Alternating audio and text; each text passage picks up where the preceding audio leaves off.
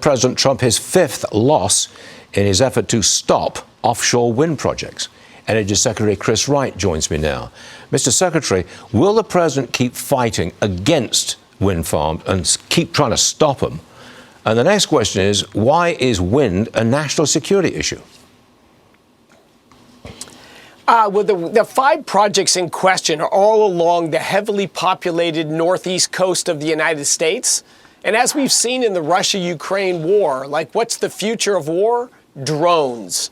And if you wanted to bring a huge drone swarm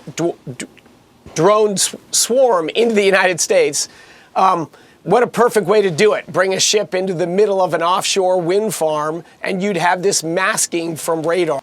So the concerns the administration has, they're national security, they're complicated. We're going to look to see if there are solutions to avoid that problem, but it's not clear there are solutions. So the administration very, very focused on the national security aspects of offshore wind farms right near major population centers.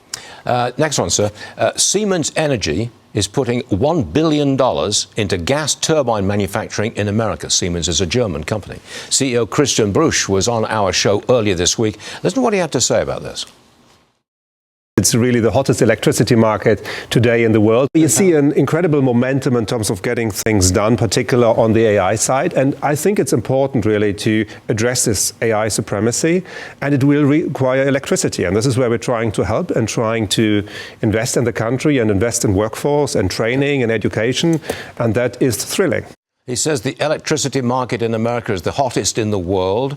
Are we going to see more foreign money coming in for our energy supply into America? He brought in $1 billion. Any more coming in?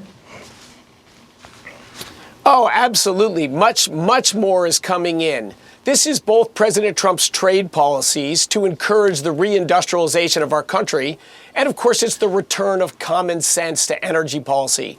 Natural gas is by far the biggest generator of electricity in the United States. The Biden administration passed EPA rules on carbon capture that made it uneconomic to build a new natural gas power plant. What a disaster. Of course, what we built was wind and solar.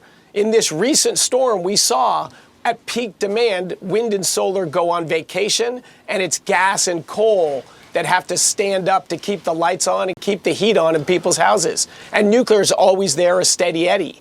But we just spent so much money on stuff that doesn't add to stability of our grid at peak demand time. That cost burden has been harming Americans, been pushing businesses offshore. So we've got a big battleship to turn, but we've got to make common sense in energy again. And yes, growing electric generation, firm electric generating capacity in the United States is critical for the American consumer, critical for reshoring industry here. We've had some bad winter weather in the Northeast this year. Congratulations on pumping out as much power as you could to keep the power outages to a minimum. Congratulations, Secretary Wright. Thanks for joining us today, sir. We appreciate it.